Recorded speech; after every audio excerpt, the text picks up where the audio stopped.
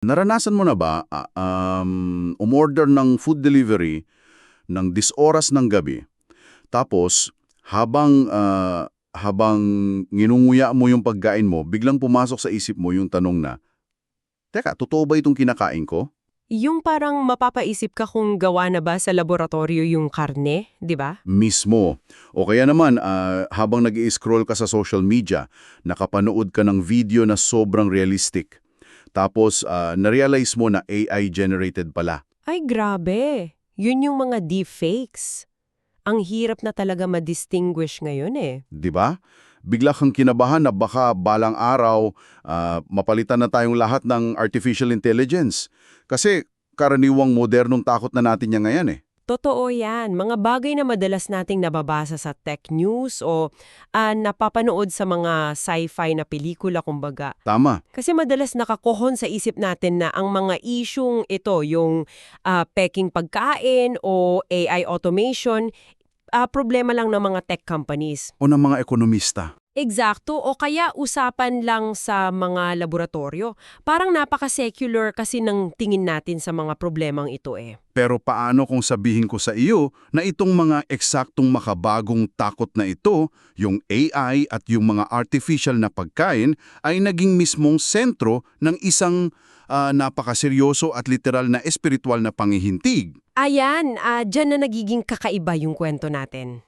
Kasi sa malalimang talakayang ito, susuriin natin ang isang kakaibang mundo. Bubulatlatin natin yung mga pahayag, aral at mga kamakailang propesiya mula kay Narciso Olalo na isang kilalang faith healer. At para makita natin ang buong picture ng malinaw, tiningnan namin mismo ang sarili niyang curriculum vitae o CV niya. Pati yung mga transcript. Oo, pati yung mga transcript ng mga video niya at lalong-lalo na may isang napakadetalyadong Facebook post siya na naglalaman ng isang pangihintig noong April 29, 2026. Napaka-specific ng date na yan. Oo, at klaruhin ko lang bago tayo lumalim sa usapan, lalo na kapag napag-usapan natin yung mga masiselang issue o geopolitics mamaya. Nandito tayo para mag-analyze ng naratibo. Tama, para walang bias. Mismo, hindi natin mission ngayon na i-fact check kung totoo ba ang mga sinasabi niya tungkol sa ibang bansa o i-confirm yung spiritual validity niya. Gusto lang talaga nating intindihin kung paano naghahalo yung tradisyonal na pananampalataya at itong mga modernong takot natin sa pananaw ng isang taong nag-aaking kasangkapan ng Diyos. Exactly. I-deconstruct natin siya, kumbaga. Pero bago tayo tumalon dun sa mga medyo wild na visions tungkol sa hinaharap, kailangan muna nating i-establish kung sino ba si Narciso Olalo. Kasi mahalaga yung background niya eh. O saan ba nanggagaling yung otoridad niya? Kasi kung titingnan mo yung CV niya, tahasan niyang ipinapakilala ang sarili niya bilang #one instrument chosen by God. Number 1 talaga, ha? As in, numero 1. Hindi lang siya basta faith healer na nagtataboy ng masamang espiritu. Siya raw ang mismong piniling daluyan ng mensahe ng Diyos para ikalat ang katotohanan. At ang nakamamangha rito ay may isa siyang napakahigpit na patakaran na talagang ipinagmamalaki niya. At sa tingin ko, ito yung nagbibigay ng bigat sa otoridad niya. Ano yung patakaran na yun? Ang mahigpit na utos daw ng Diyos sa kanya ay manggamot at mangaral ng walang hinihinging kapalit. As in, libre. Absolutely free. Bawal tumanggap kahit isang sentimo. At yung mekanismo ng panggagamot niya ay sobrang unique. Hindi niya kailangang hawakan ang pasyente. Wait, paano siya nanggagamot kung hindi niya hinahawakan? Sinasabi niya na boses pa lang niya ay nakakagaling na. Basta naniniwala ang tao na siya ay kasangkapan ng Diyos at naniniwala sila kay Jesus Christ. Malinaw sa turo niya na Diyos ang nagpapagaling, microphone lang kumbaga siya. Okay, teka, himayin natin itong part na ito. Kasi bukod sa libreng panggagamot gamit lang ang boses, meron pa siyang inaangkin na power of mind. Yung power of mind, oo? Nakakaintriga yan. Hindi. Kasi ito yung simpleng parang nababasa ko ang aura mo, ganyan. Ang claim niya, Kaya niyang makita at mailarawan ang buong kwento ng buhay ng isang tao sa pakikipag-usap lang. Parang binabasa yung buong history mo. Oo, pero hetong mas matindi. Kaya niyang makita ang lahat ng kasalanan mo. At hindi lang mga buhay na tao ha, pati mga ninuno mo na matagal ng patay, kaya niyang makita yung mga sekreto nilang kasalanan. Grabe, pati yung mga lolo't lola mo. Parang isa siyang malaking ispalituan na X-ray machine. Imaginein mo na lang ikaw na nakikinig sa atin ngayon. Nakaupo ka sa harap niya tapos gusto mo lang sanang magpagamot ng sakit sa likod. Tapos biglang uungkatin yung nakaraan. Mismo. Tapos biglang sasabihin niya sa'yo yung kasalanan na ginawa ng lolo mo noong 1985. Anong mararamdaman mo dun, di ba? Ang lala nun. Parang it's an absolute stripping away of privacy, kumbaga. Nakakatakot ba ito o nakakagaan ng loob? At ang nakakamangha dito psychologically, kapag ikaw ay nasa presensya ng isang taong naniniwala kang nakikita ang pinakatagong sikreto ng angkan mo, ibibigay mo sa kanya ang buong tiwala mo. Oo nga, kasi wala ka nang maitatago eh. Napakalakas nitong tool para isolidify ang authority niya. Kapag idinagdag mo pa na libre lahat ng serbisyo niya, nag-iiba siya sa mga stereotypes natin ng mga kulto o grupo na puro donasyon ang hinihingi. Parang mas nagiging legit siya sa paningin ng iba. Nagkakaroon nga ng legitimacy. At makikita mo ito sa mensahe niya noong June 25, 2013 pa. 3 lang ang basic foundation niya, yung tinatawag nating 3 P. 3 P. Ano-ano yung? Pagsisisi sa mga kasalanan, tapos pagbabago ng maling paniniwala at lubos na paniniwala. Pagsisi, pagbabago, paniniwala. Napaka-tradisyonal, di ba? Oo, parang standard teaching lang. Tunog Sunday school o kumbaga standard na aral sa isang retreat. Kaya nga grabe yung whiplash na naramdaman ko nung binabasa ko yung mga sources natin para sa episode na para sa usapan na ito. Kasi ang laki ng tinalo ng naratibo eh. Oo, kasi mula sa klasikong teolohiya na ito noong 2013, bigla tayong tatalon sa isang napakadatali at medyo sci-fi na post niya noong April 29, 2026. Dito papasok yung Facebook post na binanggit natin kanina. Oo, dito na magiging sobrang interesante yung usapan eh. Kasi dito na natin makikita kung paano niya sinasalo yung modern anxieties natin. Ano ba eksakto yung laman nung vision niya nung 2026? Sa vision niya, nandun daw siya sa kusina, tapos nagsasaing siya ng kanin. Medyo matagal na raw nakasalang, kaya binuksan niyo yung kaldero. Okay, tapos anong nakita niya? Pagbukas niya, gulat siya dahil walang bigas. Parang natunaw na plastic na lang yung laman. Grabe, yung plastic na bigas? Tinry daw niya ulit pero ganun pa rin, plastic na natutunaw. Doon niya na-realize na artificial na yung pagkain na yon. At hindi dyan natatapos ang eksena. Kasi mula sa kusina, lumipat yung pangitin sa isang kwarto. Ay oo, ito yung medyo shocking na part. Oo, nakakita siya ng lalaki at babae na gumagawa ng, sabi nga niya, intimate na bagay. Pero habang pinagmamasdan niya, napansin niya na iba ang kilos ng babae. Iba paanong iba? Hindi natural yung kamalayan niya. Napagtanto niya na yung babae ay hindi tao, isa palang AI sex robot.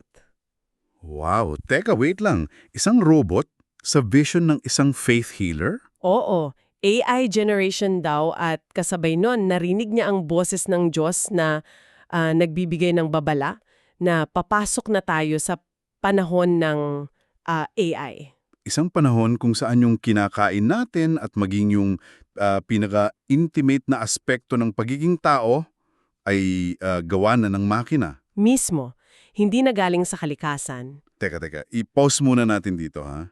Faith healer siya na ang roots ay yung 3 P, Tapos biglang nagka-vision tungkol sa AI sex robots? Sobrang jarring nung talon na yon, di ba? Sobra. Paano ba nakarating ang isang tradisyonal na propeta sa konsepto ng artificial intelligence sa loob ng kwarto?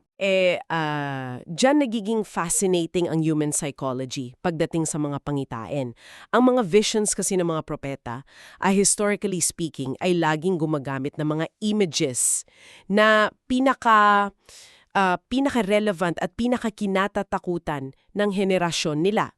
So binabagay nila sa panahon nila. Oo, noong unang panahon, ang mga pangitain ay tungkol sa mga balang, baha, at mga sakuna sa pananim. Kasi yun ang ikamamatay nila noon, di ba, kapag nawalan ng tanim. Exactly. Ngayon, ano ba ang existential threat sa atin? Ang pagkawala ng authenticity. Ang makina na pumapapalit sa tao. Oo nga naman, kaya natatakot tayo sa AI. Yung eksena ng plastic na bigas at AI robot na nagpapanggap na babae, literal na manifestasyon ito ng deep-seated fear natin na hindi na natin alam kung ano ang totoo. Gawa na ng artificial lahat. Ipinapakita nito na ang pananampalataya niya ay naghahanap ng paraan para ipaliwanag ang isang mundong mabilis na nagbabago dahil sa teknolohiya. Nakakabaliw isipin, no? At mas magiging surreal pa itong vision na ito. Kasi after niyang marinig yung boses ng Diyos, bumabaraw siya ng bahay at sinong kasama niya? Ito yung pinaka-hindi ko inasahan eh. Kasama niya si Jesus Christ. Pero ito ang catch, may bit-bit na bisikleta si Jesus. Isang literal na bisikleta? Oo, tapos may dumaan na pampasaherong jeepney, pinara nila at sumabit silang dalawa sa likod ng jeep habang bit-bit yung bike. Nakikita ko yung eksena sa utak ko ngayon eh. Isipin mo nga yun, ikaw na nakikinig sa atin. Ang anak ng Diyos, sumasabit sa jeep natin kasama pa yung bisikleta. Sobrang cinematic at napaka-Pinoy ng imahe, di ba? Totoo yan. It grounds the supernatural into something intensely local and sobrang familiar sa atin. Pero ito yung pinaka-mind-blowing part para sa akin sa buong kwento na to. Sige, ano yun? Pagbaba nila ng jeep, pumasok sila sa isang seafood shop. Lumapit si Jesus sa staff at nagtanong siya in English. Sabi niya, how much that shrimp, di ba? Oo. Tapos sumagot yung staff ng which one, the original or the artificial? Dito mo na mararamdaman yung tension sa kwento eh. Oo, hinihintay ko talaga na maggalit si Jesus na itumba niya yung mga mesa dahil may artificial na pagkain doon. Parang nung ginawa niya sa templo, di ba? Oo, na magwawala siya. Pero anong sagot niya? Sabi ni Jesus, that's okay. Ang chill lang niya. Wait, anong ibig sabihin nun? Bakit parang mas chill pa si Jesus kaysa kay Olalo? Kung yung buong premise ng vision ni Olalo ay isa itong matinding babala laban sa fake food at AI, bakit that's okay lang ang reaksyon ng divine figure sa fake shrimp? Diyan papasok yung isang mahalagang tanong. That is exactly the crucial tension in this narrative. Napakagandang obserbasyon. Kasi parang nag-clash yung mensahe. Sa isang banda, si Olalo, yung tao ay nagpapanik. Ang buong naratibo niya ay nababalot ng anxiety na niloloko tayo ng teknolohiya. Takot na takot siya dun sa plastic na bigas. Pero yung figure ni Jesus sa vision niya, nagpakita ng acceptance. Yung that's okay ay pwedeng basahin bilang isang banal na pag-amin na ang teknolohikal na pagbabago, kahit gaano pa nakakatakot sa atin dito sa lupa, hindi ikagugulat o ikasisira ng langit. Parang okay lang sa itaas, pero tayo dito natataranta. Bahagi na ito ng realidad, kumbaga. It's a huge irony.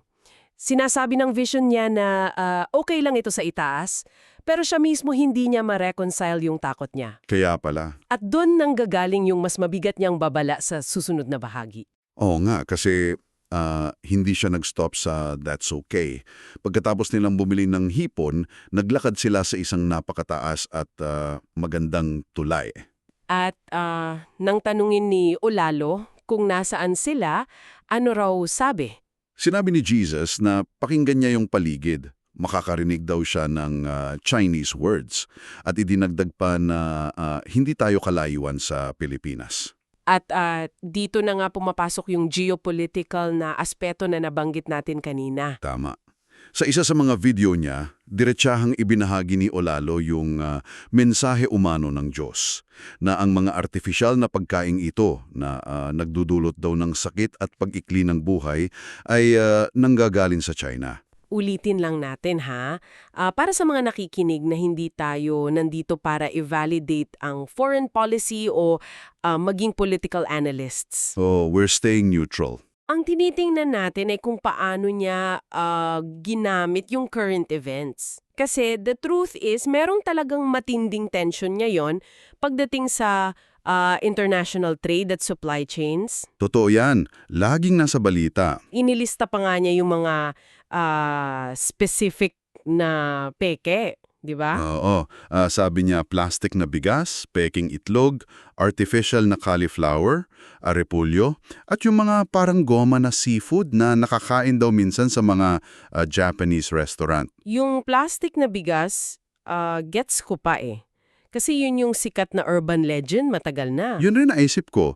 Pero fake cauliflower, fake na repolyo, sino namang mag-aaksaya ng oras at pera para mag 3D print ng repolyo? Parang absurd siya pakinggan, di ba? Oo, parang hindi cost-effective. Pero sa totoo lang, naiintindihan ko kung saan nanggagaling yung takot niya. Lalo na pagdating doon sa timeline niya. Nagbigay kasi siya ng exact year. Ano yung year na sinabi niya? Sabi niya, by the year 2046, mas lalong lalala ang sitwasyon. Iigsi daw ng sobra ang buhay ng mga tao dahil sa chemicals mula sa mga fake food na ito. Isang dekada mahigit mula ngayon, ha? Tapos bababa ng husto ang halaga ng pera natin at maghihirap ng matindi ang sangkatauhan. Kung i-connecta natin ito sa mas malaking larawan, it's an economic apocalypse framed as a spiritual prophecy. Exactly. Kaya ito yung tanong ko.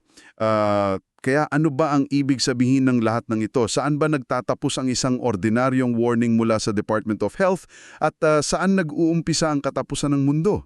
Yan ang mahirap timbangin doon eh.